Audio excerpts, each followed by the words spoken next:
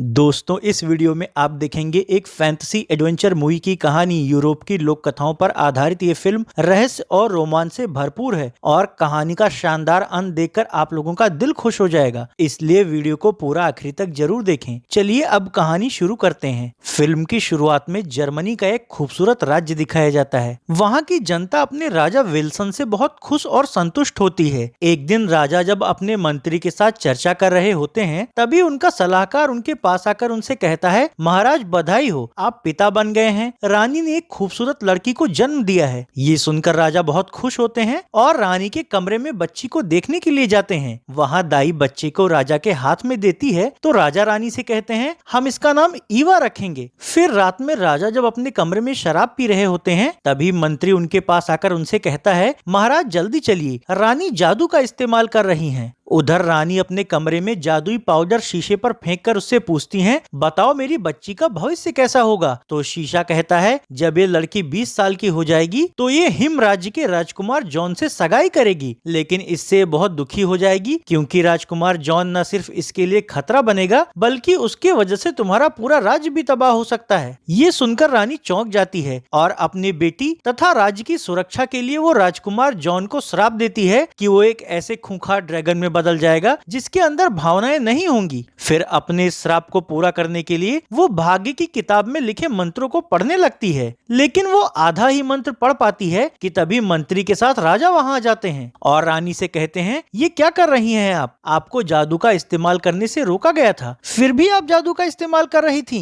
रानी कहती है, भविष्य में अपनी बेटी और राज्य को मुसीबतों से बचाने के लिए मैं ऐसा कर रही हूँ, लेकिन आप मंत्र पूरा होने से पहले ही आ गए। दोनों बातें ही कर रहे होते हैं कि तभी रानी की जादूगरनी माँ वहाँ प्रकट होती है और रानी से कहती है, जब मैंने तुम्हें राजा से शादी करने की इजाजत दी थी तो ये शर्त भी रखी थी कि इंसानों की दुनिया में जाने के बाद तुम कभी भी जादू का इस्तेमाल नहीं करोगी, पर तुमने नियम तोड़ा है, इसलिए अब तुम यहाँ नहीं रह सकती, तुम्हें मेरे साथ वापस जादू की दुनिया में चलना होगा। ये सुनते ही राजा और रानी बहुत दुखी हो जाते हैं। राजा जादूगरनी से कहते हैं, इससे गलती हो गई, इसलिए इसे माफ कर दीजिए, और अभी तो हमारी बेटी भी नवजात है। तो जादूगरनी कहती है, नियम नियम होते हैं, इसलिए अभी यहाँ नहीं रह सकती। अब क्योंकि रानी को मजबूरी में यहाँ से जाना होता है, इसलिए वो राजा से कहती है, हमारी बेटी को हिम राज्य के राजकुमार जॉन से दूर रखिएगा, वरना बहुत बड़ी मुसीबत आ जाएगी। इसके बाद जादूगरनी रानी को लेकर वहाँ से गायब हो जाती है।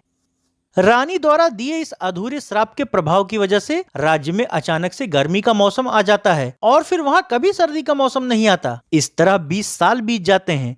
राजकुमारी ईवा के 20वें जन्मदिन पर जब महल के कर्मचारी केक लेकर राजा के साथ उसके कमरे में जाते हैं तो उन्हें वहां राजकुमारी नहीं दिखती। इससे वो सभी लोग घबरा जाते हैं, पर तभी राजकुमारी पीछे से आकर बताती है, मैं रोज की तरह तलवारबाजी का अभ्यास करने गई थी। इस पर राजा उससे कहते हैं, आज तुम्हारा जन्मदिन है, इस मौके पर मैंने दरबार में कई राजकुमारों को आमंत्रित किया है। शाही नृत्य के दौरान तुम्हें उनमें से जो भी राजकुमार पसंद आए उससे मैं तुम्हारी शादी करके उसे इस राज्य का राजा बना दूंगा। इस पर ईवा कहती है, पिताजी आपको मेरी शादी की इतनी जल्दी क्यों है? मैं आपको पहले भी बता चुकी हूँ कि मैं अभी शादी नहीं करना चाहती। तो राजा कहते हैं, तुम मेरी इकलौती बेटी हो, मेरे बाद राज्य की जिम्मेदारी संभालने के लिए किसी को तो होना चाहिए, और तुम्हारी माँ की भी यही इच्छा थी कि तुम्हारी शादी जल्दी हो जाए। कुछ देर बाद महल में तैयारियां शुरू हो जाती है। इस दौरान जब दासी राजकुमारी को नृत्य का अभ्यास करवा रही होती है तो राजकुमारी उससे कहती है, आखिर मेरी माँ मेरी शादी इतनी जल्दी क्यों करवाना चाहती थी? दासी कहती है, पता नहीं। तो राजकुमारी कहती है, मैं बचपन से ही देख रही हूँ कि कोई भी मेरी माँ के बारे में मुझे ज्यादा कुछ नहीं बताता, सब बस यही कहते हैं कि मेरे पैदा होने के कुछ ही घंटों बाद वो मर गई थी। दाई कहती है, ऐसा इसलिए है क्योंकि राजा का सख्त आदेश है कि इस बारे में कोई भी ज्यादा बात नहीं करेगा। अब यहाँ से राजकुमारी अपने दरबार में जाती है। अब तक कई सारे राजकुमार भी दरबार में पहुंच चुके होते हैं और एक एक करके वो सब राजकुमारी के साथ नाचते हैं तथा उसे प्रभावित करने की कोशिश करते हैं। हालांकि राजकुमारी को उनमें से कोई भी राजकुमार पसंद नहीं आता। सिंहासन पर बैठकर ये सब देख रहे राजा अपने मंत्री से कहते हैं, लगता है अभी तक मेरी बेटी ने किसी को नहीं चुना, इसलिए ये आयोजन थोड़ी देर और जारी रखो। इसी दौरान डेविड नाम का एक राजकुमार भी राजकुमारी के साथ नृत्य करते हुए उसे रिझाने की कोशिश करता है और उससे कहता है, मुझे भी आपकी तरह तलवारबाजी पसंद है और मुझसे उसमें कोई नहीं जीत पाता। राजकुमारी को उसकी ये घमंड भरी बातें पसंद नहीं आती और वो उससे कहती है, किसी का दिल प्यार से जीता जाता है, न कि तलवार से। ये कहकर वो दरबार से बाहर चली जाती है। उसे बाहर जाते देखकर राजा भी उसके पीछे जाते हैं और उससे कहते हैं, क्या इतने राजकुमारों में तुम्हें कोई भी पसंद नहीं आया? राजकुमारी कहती है, नहीं, मुझे कोई ऐसा राजकुमार चाहिए जो मुझे पसंद भी आए और सच्चे दिल से प्यार भी करे, इसलिए आप जल्दबाजी मत कीजिए। ये सुनकर राजा वापस दरबार में चले जाते हैं, पर तभी वहाँ एक और राजकुमार आता है तथा राजकुमारी से बातें करते हुए उससे तलवार लड़ाने लगता है। राजकुमारी को उसकी तलवारबाजी और बातें काफी पसंद आती है, तो वो उससे उसका नाम पूछती है। तो राजकुमार कहता है, मैं हिमराज का राजकुमार जॉन हूँ। हालांकि राजकुमारी अपने माँ द्वारा इस राजकुमार के बारे में दी हुई चेतावनी से अनजान होती है और अब क्योंकि जॉन उसे पसंद आ जाता है, इसलिए वो उसे दरबार में ले जाकर उसके साथ नृत्य करने लगती है। वहाँ राजकुमारी को खुशी से नृत्य करते हुए देखकर मंत्री राजा से कहते हैं, शायद हमारी राजकुमारी को वो राजकुमार पसंद आ गया है। जॉन के साथ कुछ देर नाचने के बाद राजकुमारी अपने पिता के पास उनसे कुछ बात करने आती है। उधर जॉन को अकेला देखकर डेविड उसके पास जाता है और उससे कहता है, मैंने देखा है कि राजकुमारी तुम्हारे साथ बहुत खुश थी, पर मैं उससे शादी करना चाहता हूँ, इसलिए तुम अभी के अभी यहाँ से चले जाओ। इस पर जॉन उससे कहता है, मैं तुम्हें अच्छी तरीके से जानता हूँ, तुमने कई राज्यों की सोने की खदानों पर कब्जा किया है और अब तुम यहाँ राज की बेटी से शादी करने सिर्फ इसलिए आए हो ताकि तुम राजा के सोने की खदानों के भी मालिक बन सको। ये दोनों बहस ही कर रहे होते हैं कि तभी राजकुमारी वहाँ कर जॉन से कहती है, मेरे पिता तुमसे मिलना चाहते हैं। तो जॉन उसके साथ राजा के पास जाता है, पर जैसे ही वो राजा को अपना और अपने राज्य का नाम बताता है, राजा को अपनी रानी की चेतावनी याद आ जाती है और वो उससे कहते हैं, तुम इसी वक्त मेरे राज्य से बाहर निकल जाओ। अपने पिता का ऐसा व्यवहार देखकर राजकुमारी हैरान रह जाती है और अपने पिता से पूछती है, आखिर इसकी गलती क्या है? तो राजा कहते हैं, मैं अभी इस बारे में बात नहीं करना चाहता, लेकिन इसको अभी के अभी यहाँ से जाना होगा। आखिरकार अपमानित होने के बाद जॉन वहाँ से चला जाता है, पर उसके जाने से राजकुमारी बहुत उदास हो जाती है तथा अपने पिता से नाराज होकर अपने कमरे में चली जाती है। उसे नाराज देखकर उसके पिता उसे मनाने के लिए उसके कमरे के बाहर जाते हैं। हालांकि राजकुमारी उनकी बात नहीं मानती और उनसे कहती है, हम दोनों ही एक दूसरे को पसंद करते हैं, फिर आपने जॉन को क्यों भगाया? तो राजा कहते हैं, उसकी कोई गलती नहीं है, लेकिन मैं अभी तुम्हें इसकी वजह नहीं बता सकता। इससे नाराज राजकुमारी अपने कमरे का दरवाजा बंद कर लेती है।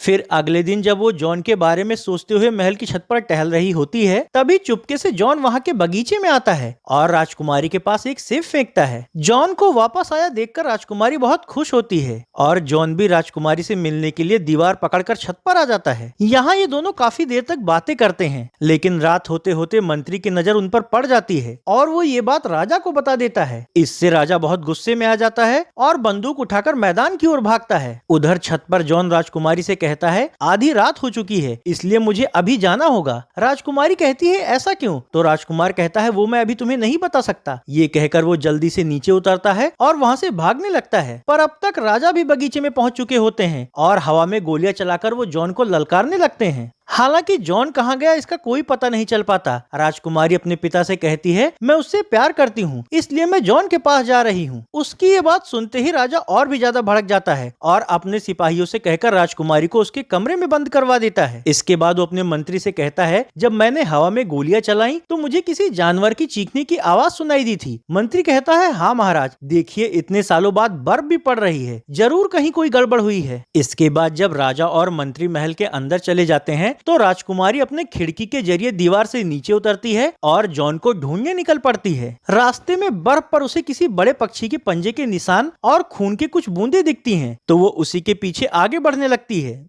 अगली सुबह मंत्री राजा से बताता है, भाग्य की इस किताब के अनुसार अगर सफेद ड्रैगन के खून की एक बूंद भी जमीन पर गिरेगी तो श्राप टूटने से पहले ही राज्य बर्फबारी से ढक जाएगा। राजा कहते हैं, तो इसका मतलब ये हुआ कि जॉन ही वो हिम ड्रैगन है और हमारे राज्य पर अब मुसीबत आने वाली है। दोनों की इस चर्चा के दौरान ही दासी वहाँ आती है और राजा को राजकुमारी के कमरे में न होने वाली बात बताती है। ये सुनकर राजा चौंक जाते हैं और पूरी सेना को सतर्क करते हुए राजकुमारी को ढूंढने के लिए कहते हैं।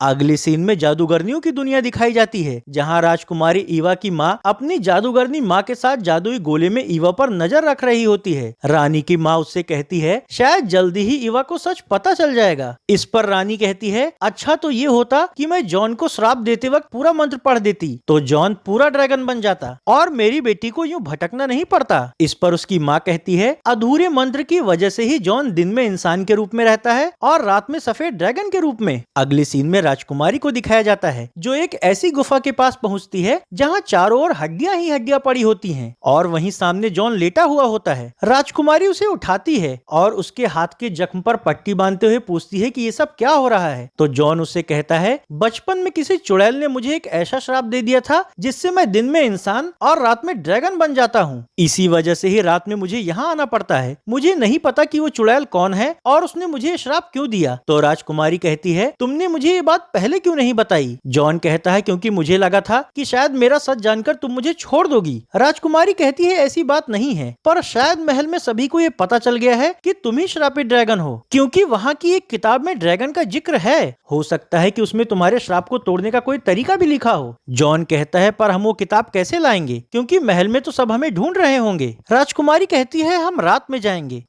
अगले सीन में डेविड को दिखाया जाता है जो राजा विल्सन के दरबार में जाकर उनसे कहता है महाराज मैंने सुना है आपकी बेटी लापता हो गई है, मैं अपने लोगों के साथ उसे ढूंढ सकता हूँ। राजा पूछते हैं पर तुम हो कौन। डेविड कहता है महाराज मैं पश्चिम के राज्य का राजकुमार हूँ। तो राजा कहते हैं ठीक है आज रात तुम लोग यहीं रुको और कल राजकुमारी को ढूंढने के लिए निकलना। इसके बाद रात होने पर राजकुमारी जॉन के साथ चुपके से अपने महल में दाखिल होती है और मंत्री के कमरे में जाकर सो रहे मंत्री के पास से किताब उठा लेती है तथा जॉन के साथ अपने कमरे में चली जाती है। वहाँ किताब के पन्ने पलटने पर उन्हें पता चलता है कि आधे मंत्रों के श्राप के कारण ही जॉन रात में ड्रैगन बन जाता है और इस श्राप को काली पहाड़ी के पास रहने वाली जादुई दुनिया की जादूगरनियां ही तोड़ सकती हैं। जॉन ईवा से कहता है लेकिन हम लोग उस पहाड़ी तक पहुँचेंगे कैसे। तो वो लोग और पन्ने पलटते हैं और उन्हें एक पन्ने पर एक नक्शा उभरा हुआ दिखता है। राजकुमारी उस नक्शे को ध्यान से देखते हुए राजकुमार से कहती है उस पहाड़ी तक पहुँचने के लिए इसमें 3 रास्ते दिखाए गए हैं, लेकिन इनमें से कोई एक ही रास्ता सही है और बाकी 2 रास्ते मौत के मुंह में ले जाते हैं। ये दोनों आपस में बातें ही कर रहे होते हैं कि तभी दासी दरवाजे के सुराग के जरिए उन दोनों को देख लेती है और राजा को बुला लाती है। पर राजा को डेविड के साथ वहाँ आया हुआ देखकर राजकुमारी जॉन को वहाँ से भाग जाने के लिए कहती है। तो जॉन खिड़की खोलकर बाहर कूदता है और रात होने की वजह से ड्रैगन में बदल जाता है। अब इससे पहले कि राजा राजकुमारी से कुछ पूछते, राजकुमारी भी तेजी से नीचे जाती है और ड्रैगन के पीठ पर बैठकर अपने पिता के सामने ही वहाँ से उड़ जाती है। उन्हें वहाँ से जाते हुए देखकर डेविड राजा से कहता है महाराज अगर आप वादा करें कि राजकुमारी को वापस लाने पर आप उससे मेरी शादी कर देंगे तो मैं उसे हर हाल में ढूंढ लाऊंगा। राजा को डेविड के इरादे नहीं पता होते इसलिए वो उसकी शर्त मान लेते हैं।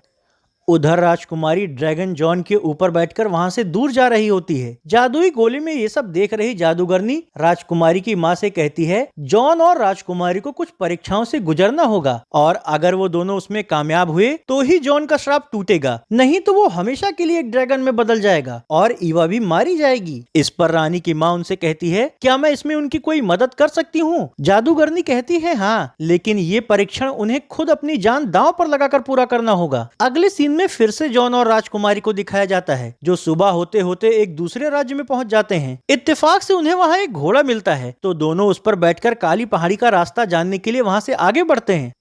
दूसरी ओर डेविड भी अपने आदमियों के साथ इन दोनों को जगह जगह ढूंढ रहा होता है। इस बात से अनजान ये दोनों जंगल के पार एक तालाब तक पहुंच जाते हैं और वहां एक नाव पर सवार होकर तालाब को पार करने लगते हैं। पर बदकिस्मती से जॉन तालाब में गिरकर डूबने लगता है। हालांकि राजकुमारी को तैरना तो नहीं आता था, पर फिर भी वो अपनी जान जोखिम में डालकर जॉन को बचा लेती है। पर इसके बाद जब वो खुद तालाब में गिरकर डूबने लगती है तो जॉन उसे बचाने के लिए तालाब में उतरने की बजाय बस शोर मचाता है। जादुई गोले में अपनी बेटी को तालाब में डूबता देखकर रानी जादू का इस्तेमाल करती है और ईवा को तालाब के किनारे पहुंचा देती है। ईवा के अपने आप ही किनारे पहुंच जाने पर जॉन उसके पास जाता है। इस दौरान ईवा को होश आ जाता है तो उसे लगता है कि जॉन ने उसे बचाया है, इसलिए उसको गले लगाकर धन्यवाद देती है। इसके बाद ये दोनों जैसे ही यहाँ से आगे बढ़ने के लिए उठते हैं तभी डेविड अपने साथियों के साथ तालाब के दूसरे छोर तक आ जाता है और राजकुमारी से अपने साथ चलने के लिए कहता है। राजकुमारी उससे कहती है मैं जॉन से प्यार करती हूँ, इसलिए तुम लौट जाओ। ये कहकर वो जॉन के साथ जंगल के अंदर भागती है। अब क्योंकि डेविड और उसके आदमियों के घोड़े तालाब पार नहीं कर पाते, इसलिए वो किनारों के जरिए घूमकर उनके पीछे जाने का फैसला करते हैं।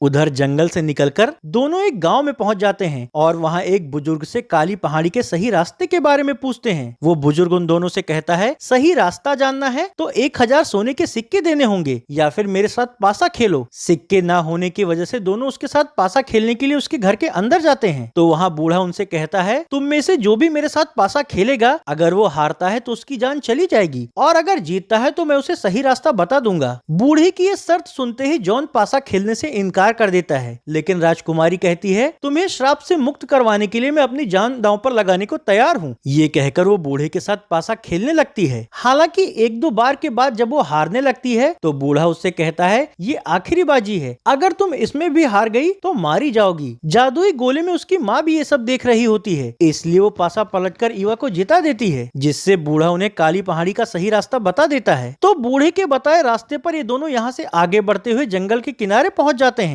वहाँ सामने एक गहरी खाई और उसके पार एक पहाड़ी होती है। जॉन कहता है, शायद यहीं से जादूगरनियों की दुनिया शुरू होती है, पर हम यहाँ से आगे कैसे बढ़ेंगे? राजकुमारी कहती है, सामने के पत्थर पर लिखा है, अगर आप किसी से सच्चा प्यार करते हैं और आपको उस पर पूरा यकीन है तो आंखें बंद करके कूद जाइए। जॉन कहता है, क्या तुम्हें मुझ पर यकीन है? ईवा कहती है, हाँ, और आंखें बंद कर वो नीचे कूद जाती है। हालांकि डर और अविश्वास की वजह से जॉन नीचे नहीं कूदता। इस दौरान अपने साथियों के साथ वहाँ पहुँच चुका डेविड ईवा को नीचे कूदते हुए देख लेता है और जॉन के पास आकर उससे कहता है, क्या तुम सच में उससे प्यार करते हो या तुम एक डरपोक हो इसलिए उसके पीछे नहीं कूदे? हालांकि जॉन बिना कुछ बोले ही वहां से चला जाता है। तो डेविड के आदमी डेविड से कहते हैं, मालिक, आपने उसे यूं ही क्यों जाने दिया? डेविड कहता है, फिलहाल तो अपनी योजना के अनुसार मुझे राजकुमारी को वापस ले जाना है, जॉन का इस्तेमाल हम बाद में करेंगे। अगले सीन में राजकुमारी को दिखाया जाता है, जो रहस्यमयी सुरंग से होते हुए जादूगरनी के महल में पहुंच जाती है। वहां उसकी मुलाकात उसकी माँ और नानी से होती है। हालांकि ईवा इस बात से अनजान होती है और वो उनसे कहती है, क्या आप लोग जॉन का श्राप तोड़ सकती हैं? रानी कहती है, नहीं, वो श्राप वो खुद ही तोड़ सकता था, पर उसने सारे मौके गंवा दिए। राजकुमारी पूछती है, वो कैसे? तो रानी कहती है, तुमने तो 3 बार उसके लिए अपनी जान दांव पर लगाकर सच्चे प्यार का परीक्षण पास कर लिया, पर उसने एक बार भी ऐसा नहीं किया। ईवा कहती है, ऐसा नहीं हो सकता, वो भी मुझसे सच्चा प्यार करता है। तो रानी कहती है, नहीं, उसने एक बार भी तुम्हारे लिए खुद को खतरे में नहीं डाला। ये कहकर वो उसे जादुई गोले में दिखाती है कि जॉन ने ना तो तालाब से उसे बचाया, ना ही उसने पाशा खेलकर खुद की जान दांव पर लगाई और ना ही वो उसके पीछे खाई में कूदा। ये सब जानकर बेचारी राजकुमारी बहुत मायूस हो जाती है और रोते हुए वहाँ से चली जाती है। बाहर जाने पर जंगल के पास उसे जॉन मिलता है, तो वो उससे कहती है, तुम मुझसे सच्चा प्यार नहीं करते, इसलिए तुमने एक बार भी मेरे लिए खुद को खतरे में नहीं डाला, यहाँ तक कि तुम खाई में भी मेरे पीछे नहीं आए। जॉन कहता है, ऐसा नहीं है, मैं डेविड से लड़ रहा था। इस पर राजकुमारी कहती है, अब मुझे तुम पर बिल्कुल भी भरोसा नहीं रहा, इसलिए किताब वापस कर यहाँ से चले जाओ, तुम्हारी वजह से ही अब तुम्हारा श्राप कभी खत्म नहीं होगा। ये सुनकर जॉन उसे किताब देकर वहाँ से चला जाता है। पेड़ के पीछे छिपा डेविड भी ये सब देख सुन रहा होता है। वो अपने साथियों से कहता है, मेरे पास एक योजना है, तुम लोग मुझसे आगे मिलना। फिर वो अकेले राजकुमारी के पास जाता है और उससे कहता है, मैं आपके पिता के निर्देश पर आपको ढूंढने निकला हूँ, लेकिन मैंने देखा कि जॉन आपसे झूठ बोल रहा था, उसने मेरे साथ लड़ाई नहीं की, बल्कि वो जानबूझकर खाई में नहीं कूदा। इस पर राजकुमारी कहती है, शायद मैंने उसके प्यार पर यकीन कर गलती कर दी। तो डेविड कहता है, आप मेरे साथ चलिए, मैं आपको आपके राज्य छोड़ देता हूँ। अब क्योंकि राजकुमारी का दिल टूट चुका होता है, इसलिए उसके साथ घोड़े पर बैठकर अपने राज्य की ओर निकल पड़ती है। 1-2 दिन चलने के बाद जब ये लोग राज्य की सीमा में पहुँचते हैं, तो वहाँ डेविड की योजना के अनुसार उसके ही आदमी चेहरा ढककर राजकुमारी पर हमला करने की कोशिश करते हैं और डेविड दिखावे के लिए खुद उनसे लड़ते हुए राजकुमारी को वहाँ से जाने को कहता है। फिर जैसे ही राजकुमारी वहाँ से हटती है, उसके आदमी डेविड से कहते हैं, मालिक, आपकी योजना कामयाब रही, अब उसके दिल में आपके लिए जगह बन जाएगी। तो डेविड कहता है, हाँ, लेकिन अब मुझे तुम लोगों की भी कोई जरूरत नहीं है। ये कहकर वो अपने उन शैतानी आदमियों को भस्म कर देता है। दरअसल डेविड ने शैतान के साथ सौदा करके शैतानी शक्तियां हासिल कर ली थी, ताकि वो दुनिया में बुराई फैलाकर राज कर सके। अपने इन आदमियों को खत्म करने के बाद डेविड यहाँ से आगे बढ़ता है। रास्ते में जब ईवा उससे मिलती है, तो उसकी जान बचाने के लिए उसे धन्यवाद देती है और अपने साथ महल चलने के लिए कहती है। डेविड तो यही चाहता था, इसलिए वो इसके लिए तैयार हो जाता है और राजकुमारी के साथ उसके महल में चला जाता है। अपनी बेटी के वापस आने पर राजा बहुत खुश होते हैं। वहाँ ईवा उनसे कहती है, पिताजी, जॉन तो धोखेबाज निकला, लेकिन डेविड ने मेरी जान बचाई। राजा कहते हैं, मैंने इससे वादा किया था कि अगर ये तुम्हें वापस ले आएगा तो मैं तुम्हारी शादी इससे कर दूंगा। ईवा कहती है, मैं इसके लिए तैयार हूँ। फिर रात होने पर राजा अपनी बेटी से कहते हैं, घाटी में तुम जिन जादूगरनियों से मिली थी वो तुम्हारी माँ और नानी थी। इस बात से ईवा चौंक जाती है और अपने पिता से कहती है, फिर मेरी माँ मुझे छोड़कर वहाँ क्यों चली गई? तो राजा उसे पूरी घटना के बारे में बताते हुए कहते हैं, तुम्हारी और राज्य की हिफाजत के लिए उन्होंने मजबूरी में श्राप और जादू का इस्तेमाल किया, इसीलिए उन्हें वहाँ जाना पड़ा। अगले सीन में जॉन को दिखाया जाता है। ईवा के साथ बिताए पलों के बारे में सोचकर उसके अंदर भी ईवा के लिए सच्चा प्यार जाग जाता है और वो बिना अपनी जान की परवाह किए ही खाई में कूद जाता है। वहाँ रहस्यमय सुरंग के जरिए वो भी जादूगरनियों के महल में पहुंच जाता है। जादूगरनियां उससे पूछती हैं, तुम यहाँ क्यों आए हो? जॉन कहता है, मेरी कश्मकश दूर हो गई है, अब चाहे तो आप मेरी जान ले लीजिए, लेकिन ईवा को डेविड से शादी करने से रोक दीजिए क्योंकि वो सही आदमी नहीं है। जादूगरनी कहती है, तुम्हारी इस बात ने साबित कर दिया कि अब तुम उससे सच्चा प्यार करते हो और मुझे भी ये बात पता है कि डेविड शैतान के साथ सौदा कर चुका है। इस पर जॉन कहता है, फिर मैं उसे कैसे रोकूंगा? तो जादूगरनी उससे कहती है, तुम्हारा श्राप तो टूट गया है, लेकिन फिर भी तुम एक बार अपने ड्रैगन वाले रूप में आ सकते हो। अब इस मौके का इस्तेमाल तुम कैसे करते हो ये तुम पर निर्भर करेगा। और ये लो शैतान और डेविड के सौदे का समझौता पत्र, इसे राजा को दिखा देना तो शादी रुक जाएगी।